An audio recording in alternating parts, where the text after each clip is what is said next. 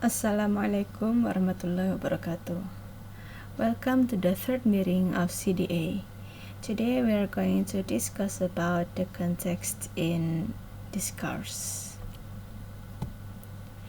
Context is the environment or circumstances in which language is used. Any analytic approach in linguistics which involves contextual considerations necessarily belongs to a certain linguistic area, which is pragmatics. Analyzing a discourse involves linguistic areas.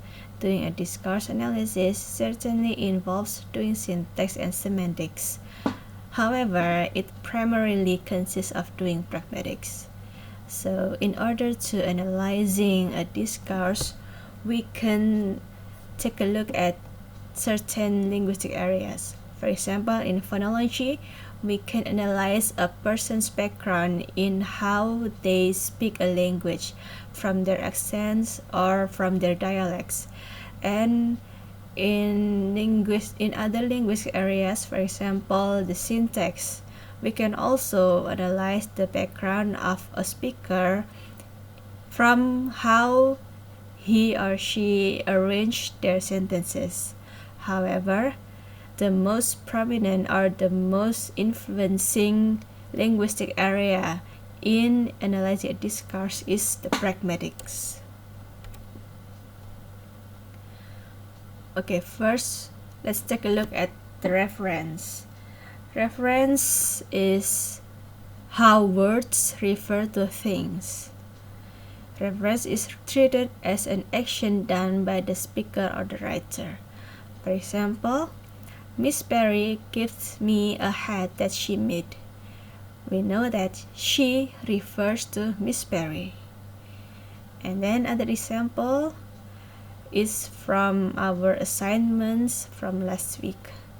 Hijabis are so lucky they don't have to wash their hair. And then B, in this case is Sabrina, replied, "We're Muslims, not cave women."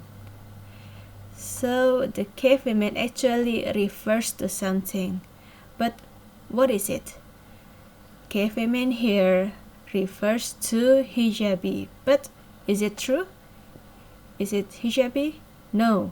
So cave women refers to people who don't wash their hair because they don't care about hygiene or they're primitive, so they are called as cave women. However, Muslims are not like that.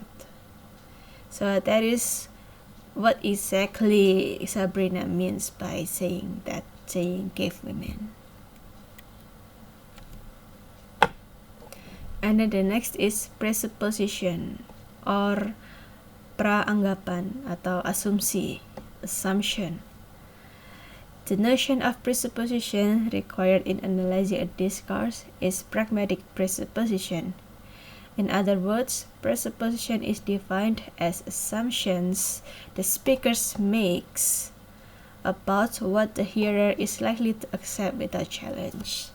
So I believe that you have already understood about presupposition from pragmatics. I believe that all of you have passed the subject of pragmatics with very satisfying scores, so I believe that you already mastered this presupposition. For example, Ahmad's cat is lazy. And then Ahmad has a cat. So in this case, the first sentence presupposes the second sentence. And then the next is implicators.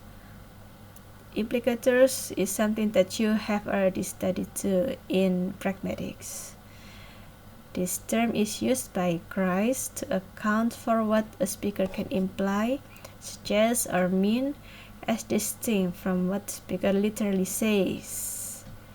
You have to pay attention that the speaker's mean or the message behind what the speaker imply is distinct from what the speaker says.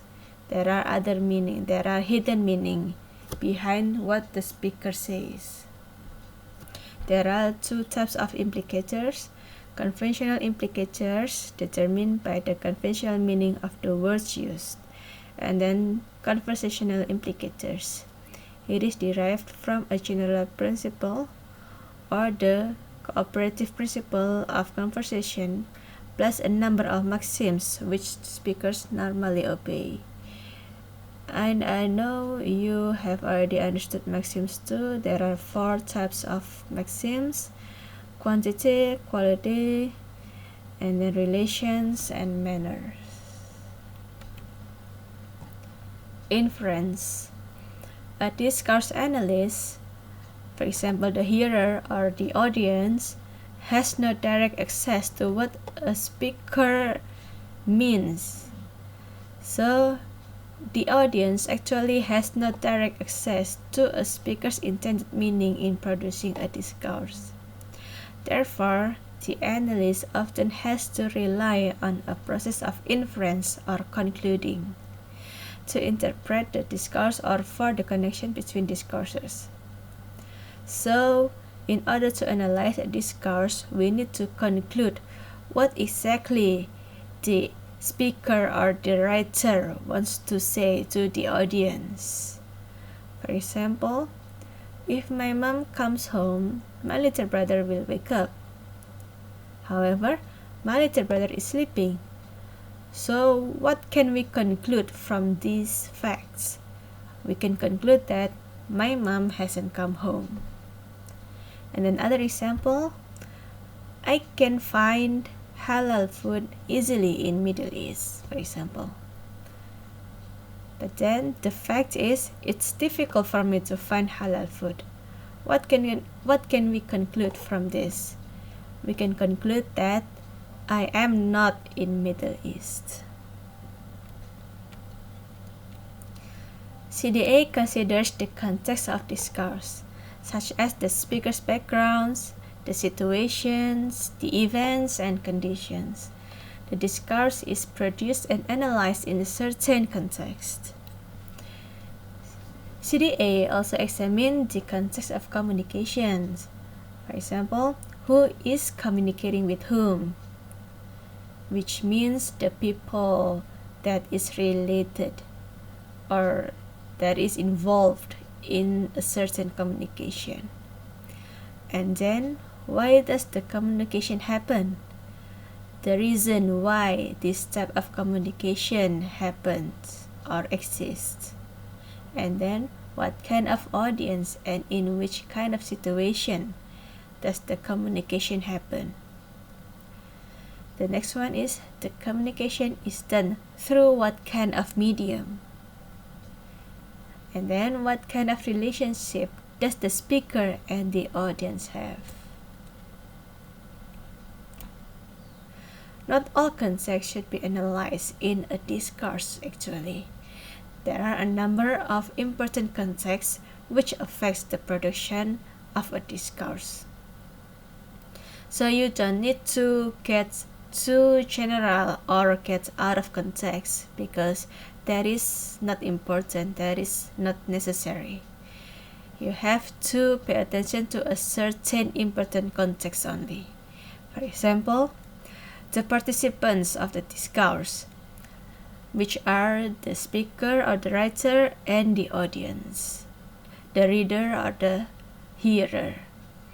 And then the background of the speaker or the writer, social categories such as gender, age, education, etc., that are relevant in describing the discourse. And then certain social settings such as the place, the time, the position of the speaker and the audience, or the physical environment. What kind of environment does the discourse happen?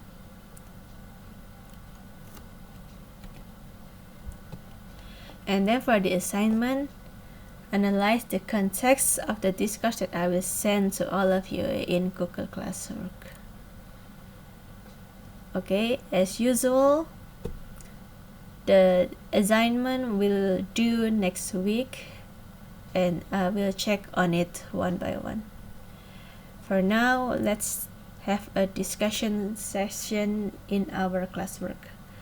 Thank you. Wassalamualaikum warahmatullahi wabarakatuh.